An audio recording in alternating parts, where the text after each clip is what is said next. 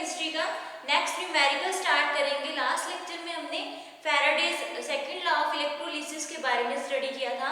उसमें हमने क्या लिया था, जब कोई भी when same quantity of electricity was passed through solutions of different electrolytes connected in series, जब हम सेम क्वांटिटी की इलेक्ट्रिसिटी पास करवाएंगे दो डिफरेंट इलेक्ट्रोलाइट्स में जो कि सीरीज में कनेक्ट है, तो वो किसके डायरेक्टली प्रोपोर्शनल होंगे, इक्विवेलेंट मासेस के प्रोपोर्शनल होंगे। उसके बाद हमने डिस्कस किया था दैट दो हमने उसमें बीकर लिए थे, वेसल्स लिए थे, CuSO4 सॉल्यूशन लिया था और एक हमने लिया था AgNO3। तो उसका हमने फॉर्मूला डिस्कस किया था, वो किसके इक्वल था, mass of Cu deposited divide by mass of Ag deposited is equal to equivalent mass of Cu divide by equivalent mass of Ag। तो उसके बाद हमने बोला था कि फर्स्ट लॉ के अकॉर्डिंग, फैराडे फर्स्ट लॉ के अकॉर्डिंग उसका फॉर्मूला किसके इक्वल था, W is directly W is equal to Z into Q। अगर उसमें सेम क्वांटिटी की इलेक्ट्रिसिटी पास हो रही है तो W1 किसके इक्वल होगा, W1 is equal to Z1 into Q and W2 is equal to Z2 into Q। तो इनकी रेशियो क्या हो जाएगी, W1 by W2 is equal to Z1 by Z2। तो उससे हमने फॉर्मूला निकाला था E1 by 96500 divide by E2 divide by 96500। तो इन जनरल हमने क्या बोला था, E directly proportional to Z। जब डायरेक्टली प्रोपोर्शनल का साइन वहां से रिमूव होगा तो वो किसके इक्वल आ जाएगा, E is equal to F cross Z। और F की वैल्यू वहां हमने ली थी 96500। तो उसी के बेस पर हम Faraday second law of electrolysis के बेस पर आज हम न्यूमेरिकल्स डिस्कस करेंगे। तो आपका फर्स्ट न्यूमेरिकल है, the same quantity of electricity was passed through CuSO4 and AgNO3 solution connected in series. The masses of Cu and Ag deposited were। अब इसमें क्या गिवन है, मास गिवन है किसका, Cu का और Ag का। तो Cu का मास कितना गिवन है, mass of Cu is, mass of Cu deposited is, it is equal to 0.635 ग्राम। और मास ऑफ Ag कितना है, mass of Ag deposited is, mass of Ag deposited is equal to 2.16 gram. और next हमें given है calculate the equivalent mass of Ag। हमने equivalent mass किसका find करना है, Ag का, और इक्विवेलेंट मास Cu का गिवन है हमें। Equivalent mass of Cu is equal to, equivalent mass of Cu is equal to 31.75। तो हमने इक्विवेलेंट मास किसका फाइंड करना है, Ag का। Equivalent mass of Ag is equal to, mass of Ag is equal to, तो इसलिए हम formula कौन सा लगाएंगे, mass of Cu divide by mass of Ag is equal to equivalent mass of Cu, equivalent mass of Cu divide by equivalent mass of Ag, divide by equivalent mass of Ag।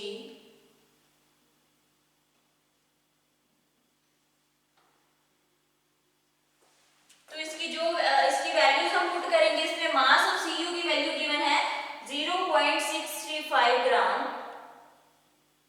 Divide by mass of Ag given है that is 2.16 gram is equal to mass of equivalent mass of Cu is equal to 31.75 divide by equivalent mass हमने find करना है किसका, Ag का। equivalent mass of Ag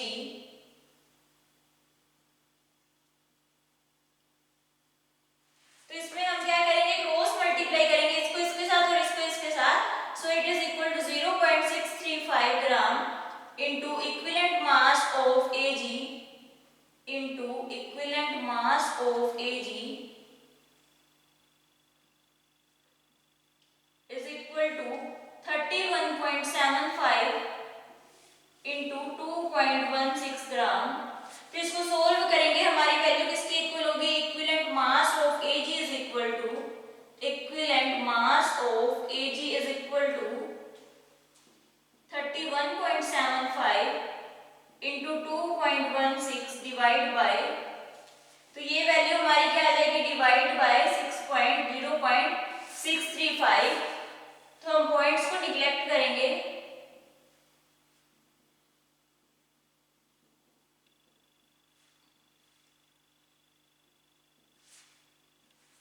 तो हमारी value क्या आएगी 3175 इंटू 216 डिवाइड बाय 635 इंटू 10। तो इसकी वैल्यू क्या आएगी equivalent mass of Ag is equal to 108। तो इसको जब हम सोल्व करेंगे हमारा इक्विवेलेंट मास किसके इक्वल होगा, दैट इज इक्वल टू 108। तो इसको हमने कैसे लिखा, इसमें जो जो वैल्यूज हमें गिवन थी फर्स्टली हमने वो सारी वैल्यूज इसमें राइट कर दी। That mass of Cu deposited, Cu का मास कितना था, कॉपर का मास गिवन है 0.635 ग्राम, Ag का मास हमें गिवन है 2.16 ग्राम और इक्विवेलेंट मास Cu का गिवन है 31.75। तो हमें इक्विवेलेंट मास फाइंड करना है किसका, Ag का। तो इसका फॉर्मूला किसके इक्वल होता है, mass of Cu divide by mass of Ag is equal to equivalent mass of Cu divide by equivalent mass of Ag। तो ये हमने formula Faraday second law of electrolysis में से लिया है, क्योंकि हम उसी के बेस पे न्यूमेरिकल्स सोल्व कर रहे हैं, तो यही फॉर्मूला हम यूज करेंगे। तो सारी वैल्यूज हमने पुट कर दी और जो वैल्यू फाइंड करनी है उसको हमने उसके इक्वल रख दिया। तो हमारी वैल्यू किसकी इक्वल आएगी, सारी वैल्यूज पुट करने के बाद हमने क्या किया, उसके बाद क्रॉस मल्टीप्लाई कर दी। तो after cross multiplying equivalent mass of Ag की वैल्यू हमारी किसकी इक्वल आई, equivalent mass of Ag is equal to 31.75 into 2.16 divide by 0.635 into 100। तो हमने इसमें पॉइंट्स रिमूव कर दिए, डेसिमल के बाद जितने भी डिजिट थे उसके बाद जितने भी डिजिट थे उतनी हमने जीरोस लगा दी। तो इसको सोल्व किया, हमारी वैल्यू किसकी इक्वल आ गई, our value should be equal to 108। तो ये हमारा निकल गया इक्विवेलेंट मास ऑफ Ag। तो अब हम नेक्स्ट न्यूमेरिकल सोल्व करेंगे सेम इसी मेथड का, Faraday second law of electrolysis method use करेंगे इसमें हम। तो जो वैल्यूज हमें गिवन होती है हम वो वैल्यूज पुट कर देंगे फॉर्मूले में, हमारा सोल्व हो जाएगा। हमें पता है इन जनरल हमने लिखा E किसके इक्वल होते हैं, is equal to F set where F is equal to 96500 coulomb of electricity. तो ये सारे फॉर्मूलाज आपने लर्न करने हैं ताकि जो भी न्यूमेरिकल्स में टर्म गिवन हो आप फॉर्मूले के अकॉर्डिंग वही यूज कर सको। सो सेकंड न्यूमेरिकल है what weight of silver will be deposited, what weight of silver will be deposited, what weight of silver will be deposited, silver will be deposited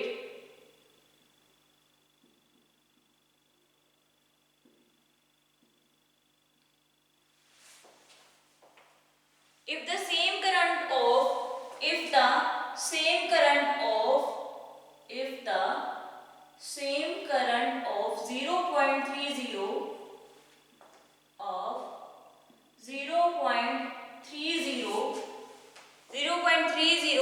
ampere pass through CuSO4, ampere pass through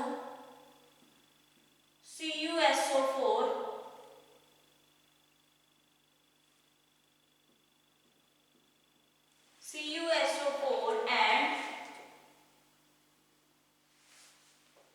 AgNO3 solution, and AgNO3 solution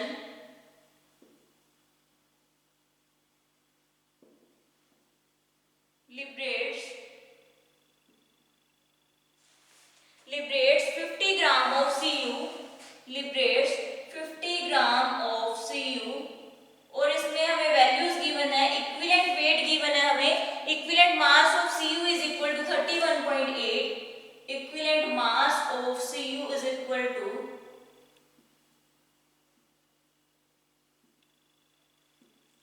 is equal to 31.8।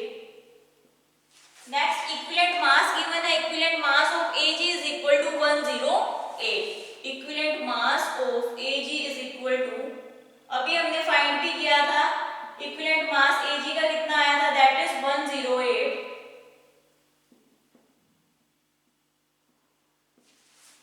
तो इसमें क्या given है, current given है 0.30 ampere पास कर रहा है solution में से, AgNO3 और CuSO4 सॉल्यूशन में से करंट पास कर रहा है कितना, 0.30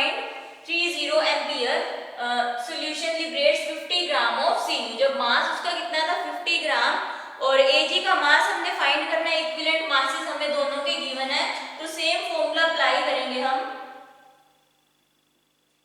the mass of Cu deposited will be mass of Cu deposited is equal to 50 gram and mass of Ag is equal to mass of Ag deposited is equal to, ये हमने value find करनी है इसकी, और equivalent मास हमें given है, equivalent mass of Cu is equal to equivalent mass of Cu is equal to 31.8 and equivalent mass of Ag is equal to mass of Ag is equal to 108। तो हमें ये सारी वैल्यूज पता है। अब हम क्या करेंगे, फॉर्मूला अप्लाई करेंगे वही जो हमने लास्ट न्यूमेरिकल में डिस्कस किया, according to Faraday second law of electrolysis mass of, so this is according to, ये कहां से आया, according to Faraday second law of electrolysis, according to Faraday's second law of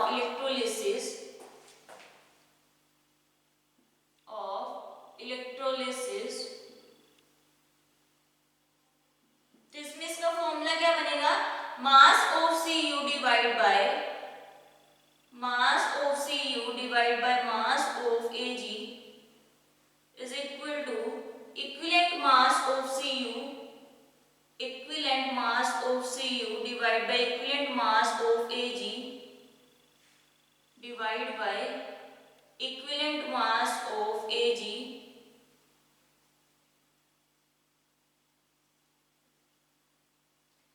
तो इसमें सारी वैल्यूज हम पुट करेंगे और जो वैल्यू फाइंड आउट करनी है उसको एज इट इज रखेंगे। मास ऑफ Cu हमें गिवन है that is 50 gram divide by mass of Ag हमने फाइंड करना है, mass of Ag is equal to, next given equivalent mass of Cu हमारे पास है 31.8 and equivalent mass of Ag here is 108, so by cross multiplying we get 50 into 108 is equal to 31.8 into mass of Ag। तो हमने cross multiply कर दिया, after cross multiplying ये वाली term इसके साथ मल्टीप्लाई हो जाएगी और ये वाली इसके साथ, तो हमारी वैल्यू क्या है 50 into 108 डिवाइड बाय 31.8, तो ये पॉइंट रिमूव करके 10 ऊपर आ जाएगा, that is equal to mass of Ag। तो इसको जब हम सोल्व करेंगे तो हमारी वैल्यू किसके इक्वल आएगी, mass of Ag is equal to 169.81 gram, so mass of Ag will be equal to 169.81 gram. तो ये हमारा आंसर है। इसमें हमने क्या किया, हमारे पास इक्वेशन गिवन थी, हमारे पास क्या क्या टर्म्स गिवन थी, what weight of silver will be deposited if the same current, उसमें से सेम करंट पास हो रहा है वो कितना 0.30 CuSO4 सॉल्यूशन में और AgNO3 सॉल्यूशन में, और इसमें नेक्स्ट क्या हमने डिस्कस किया that liberates 50 gram of Cu, जब उसमें मास उसका कितना था कॉपर का 50 ग्राम, तो हमने इक्विवेलेंट मासेस गिवन है कॉपर का भी और Ag का भी, Cu और Ag का भी, और हमने मास किसका निकालना है Ag का। तो इसमें हमें फॉर्मूला पता है according to Faraday second law of electrolysis, ये हमें फॉर्मूला पता है, mass of Cu divide by mass of Ag is equal to equivalent mass of Cu divide by equivalent mass of Ag। तो हमने एज इट इज बस value put की है, mass of Cu हमें पता है वैल्यू कितनी है 50 gram divide by mass of Ag हमने फाइंड करना है, तो वो हमने एज इट इज राइट किया, is equal to equivalent mass of Cu हमारे पास है 31.8 divide by equivalent mass of Ag here is 108। तो ये सारी वैल्यूज हमने पुट कर दी। आफ्टर पुटिंग द वैल्यूज तो हमने ये क्या कि इसमें से जो डेसिमल टर्म्स क्या कर दी, रिमूव कर दी। डेसिमल टर्म रिमूव होने के बाद हमने नेक्स्ट क्या किया, डेसिमल टर्म रिमूव हो गई और पॉइंट्स को हमने क्या कर दिया, रिमूव कर दिया। तो हमारी वैल्यू किसकी इक्वल आई, जब इसको क्रॉस मल्टीप्लाई करके जो टर्म्स कैंसिल आउट होती थी उसको हमने कैंसिल आउट कर दिया। The value of the mass of Ag should be equal to 169.81 gram. तो इसको जब आप सोल्व करोगे, इसकी कैलकुलेशन को पूरा सोल्व करोगे तो आपकी वैल्यू 169.81 ग्राम के इक्वल आएगी। सो इसी तरह अब हम नेक्स्ट क्वेश्चन सोल्व करेंगे। आपका नेक्स्ट न्यूमेरिकल है। तो ये सारे न्यूमेरिकल्स हम किस पे बेस्ड कर रहे हैं? According to Faraday second law of electrolysis. तो अब आपका थर्ड न्यूमेरिकल है।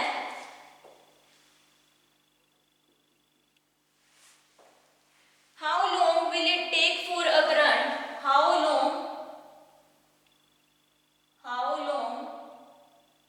will it take the current, will it take the current, will it take the current, will it take the current of 0.15 ampere, of 0.15 ampere, current हमें कितना given है? 0.15 ampere to deposit 20 gram of, to deposit 20 gram of weight given है हमारे पास कितना? 20 gram. Current given है that is 0.15 ampere of copper from solution of copper sulphate, of copper from a solution of, copper from a solution of, a solution of copper sulfate, copper से copper sulphate solution given है, copper sulphate, equivalent weight of Cu being 32, equivalent weight of Cu is equal to 32, equivalent weight of Cu is equal to 32। तो हमने equivalent weight find करना है किसका? Copper का। तो हमें वैल्यूज जो गिवन है हम फर्स्टली वो राइट करेंगे that is current here is 0.15 ampere, current I is equal to 0.15 ampere, और हमें क्या गिवन है? Weight here is, weight W is equal to 20 gram, और हमें क्या गिवन है? Equivalent weight of Cu। It means हमें किसकी वैल्यू गिवन है? हमें E की वैल्यू गिवन है which is equal to 32, E is equal to 32। So ये हमें वेट किस में गिवन है? ग्राम में गिवन है। वेट इसमें गिवन है मिलीग्राम में, सॉरी ये क्या है? Milligram, 20 milligram. तो इसको हम ग्राम में चेंज करेंगे। तो ये मिलीग्राम में गिवन है वेट, इसको ग्राम में चेंज करने के लिए 1000 से डिवाइड कर देंगे। सो वी डिवाइड बाय 1000, 10 से 10 cancel, so our answer should be equal to 0.2 gram. So हमारी वैल्यू किसकी इक्वल है? 0.02 ग्राम। ये हमारा क्या हो गया? वेट। नेक्स्ट हमें किसकी वैल्यू गिवन है? E should be equal to 32। अब हम फॉर्मूला लगाएंगे according to Faraday first law of electrolysis. हमें पता है according to Faraday's first law of electrolysis, Faraday's first law of electrolysis,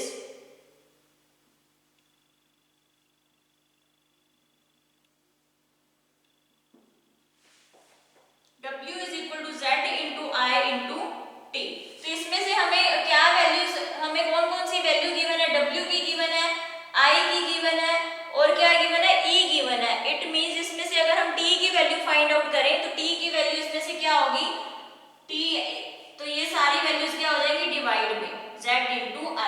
तो हमारी ये T की वैल्यू क्या निकली? T is equal to W divide by Z into I।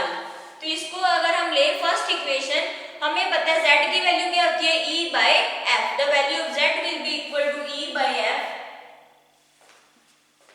As we know Z is equal to E by F, और F की value हमें पता है, F की वैल्यू किसकी इक्वल होती है? 96500 कूलम। तो अब E की वैल्यू हमारे पास कितनी है? 32 डिवाइड बाय 96500, ये हमारी किसकी वैल्यू होगी? Z की। 32 डिवाइड बाय 96500। तो इसको जब सोल्व करेंगे हमारी वैल्यू किसकी इक्वल होगी? और value should be equal to 0.00033। तो इसको जब हम सारा सोल्व करेंगे तो ये वैल्यू आएगी 0.00033। ये हमारी होगी z की वैल्यू। अब हम इसमें पुट करेंगे z की वैल्यू, हमें w की वैल्यू भी पता है, z की भी और I की भी, तो हमारी वैल्यू किसकी इक्वल होगी, put this value in equation first, put this value in equation first, we get in equation first we get, तो t का फॉर्मूला क्या है, w by z into I. w की वैल्यू हमारे पास कितनी है, 0.002, the value of w should be equal to 0.02 divide by z हमारा है 0.00033 और करंट गिवन है दैट इज 0.15 एम्पियर। तो ये पॉइंट्स हम रिमूव करेंगे, तो इसको जब सोल्व करेंगे हमारी t की वैल्यू इसके इक्वल होगी, और value of t should be equal to 404 second. The value of t should be equal to 404 second। तो इसमें हमने क्या किया, हमें करंट की वैल्यू गिवन थी which is equal to 0.15 ampere. Next हमें गिवन था weight that is equal to 20 mg, तो 20 mg मिलीग्राम में गिवन था, इसको हमने ग्राम में चेंज कर दिया, 100 से 1000 से डिवाइड कर दिया, तो हमारा वेट किसकी इक्वल आ गया 0.02 ग्राम। नेक्स्ट हमें E की वैल्यू गिवन है equivalent weight which is equal to 32। अब हमें पता है according to Faraday first law W is equal to Z into I into T होती है, तो इसमें से T की वैल्यू हमारी निकल गई which is equal to W by Z into I, तो ये हमारी T की वैल्यू निकल गई। अब हमें पता है according to Faraday second law of electrolysis हमारे पास वैल्यू क्या होती है, E is equal to F into Z, E is equal to F into Z, ये होती है हमारी according to Faraday first law. तो यहाँ से हमने Z की वैल्यू निकाली which is equal to E by F, तो यहाँ से हमारी Z की वैल्यू आ गई E बाय F। E की वैल्यू हमें पता है 32, F है हमारा 96500, तो इसको जब सोल्व किया हमारी वैल्यू Z की कितनी आई 0.00033। तो ये वैल्यू हमने फर्स्ट इक्वेशन में पुट की, T is equal to W divide by Z into I, तो इसको सोल्व किया तो हमारी वैल्यू किसकी इक्वल आ गई, और value should be equal to 404 seconds. तो ये थे हमारे numerical Faraday second law of electrolysis के। तो इसमें हमने फैराडे सेकंड लॉ भी यूज किया और फैराडे फर्स्ट लॉ भी यूज किया। फैराडे फर्स्ट लॉ का फॉर्मूला इसमें हमने डिस्कस किया था, W is equal to Z into I into T. W यहाँ क्या है, weight, I here is current, T here is time and Z here is electrochemical equivalent। तो इसमें हमने ये देखना है कि हमें वैल्यूज में क्या क्या गिवन है, उस अकॉर्डिंग हम फॉर्मूला लगाएंगे। फैराडे फर्स्ट लॉ का है तो फैराडे फर्स्ट लॉ का लगाएंगे, वो देखेंगे कि हमें वैल्यूज कौन कौन सी गिवन है, उसके अकॉर्डिंग हम वो फॉर्मूला यूज करेंगे। और फैराडे सेकंड लॉ का फॉर्मूला हमने यूज किया, वो किसके इक्वल था, equivalent mass of Cu divide by equivalent mass of Ag is equal to equivalent mass of Cu divide by mass of Ag is equal to equivalent mass of Cu divide by equivalent mass of Ag। So next we will discuss with the next topic that is electroplating। अब हम next topic discuss करेंगे जो है आपका electroplating. Electroplating एक ऐसा process है, next we will discuss about electroplating.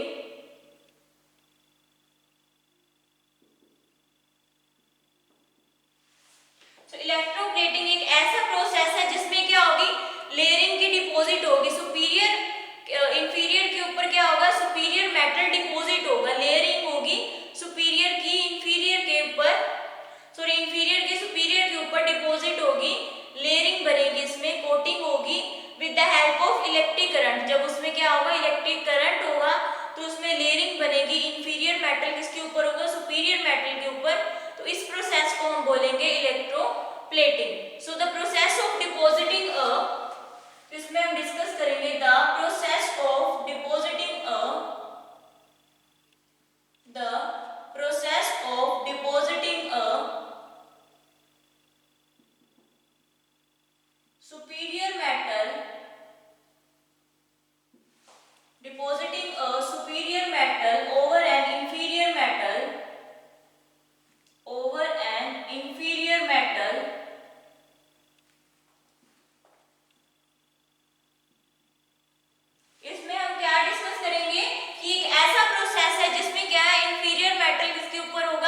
Superior metal के ऊपर होगा।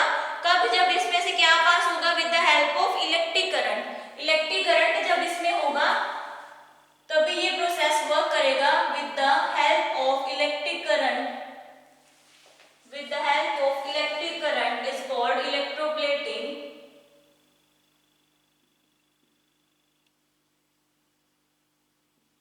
is called electroplating, is called electroplating। तो ये एक ऐसा प्रोसेस है जिसमें क्या होगी? लेयरिंग होगी। इंफीरियर मेटल के सुपीरियर मेटल के ऊपर लेयरिंग बनेगी जब, और कब? जब इसमें से क्या है? करंट पास होगा, तो वो हमारा प्रोसेस क्या होगा? इलेक्ट्रोप्लेटिंग। तो इसमें हम ऑब्जेक्ट्स डिस्कस करेंगे। मेन हमारे ऑब्जेक्ट्स क्या है? फर्स्ट हम डिस्कस करेंगे the main object of electroplating are, first we will discuss about for preservation,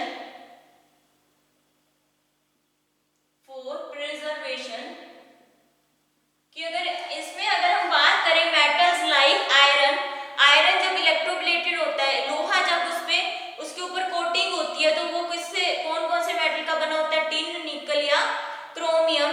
तो उससे कि उस पे जंग ना लगे, उसको बचाने के लिए हम इस मेटल्स का यूज करते हैं। मेटल्स लाइक आयरन, लोहा क्या इलेक्ट्रोप्लेट होता है? किससे? टिन, क्रोमियम और निकल से, ताकि उसको उस पे बचा सके। किससे? रस्टिंग, वो खराब ना हो, इसलिए इसकी क्या होती है? लेयरिंग होती है, कोटिंग होती है। तो इसमें हम डिस्कस करेंगे metals like iron are electroplated with tin, nickel और chromium. Metals like iron are electroplated with nickel, chromium,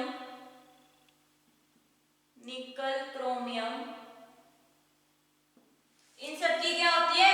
electroplating होती है, मींस लेयरिंग होती है इनकी, और ताकि ये क्या है? इनको हम बचा सके, ये खराब ना हो सके, इन पे जंग ना लगे। To protect them from rusting, to protect them from rusting, ताकि इनके ऊपर क्या ना लगे? जंग ना लगे, ये मेटल्स जो भी क्या है, ये खराब ना हो। तो ये था हमारा इलेक्ट्रोप्लेटिंग का। सो इससे आगे नेक्स्ट लेक्चर में हम डिस्कस करेंगे।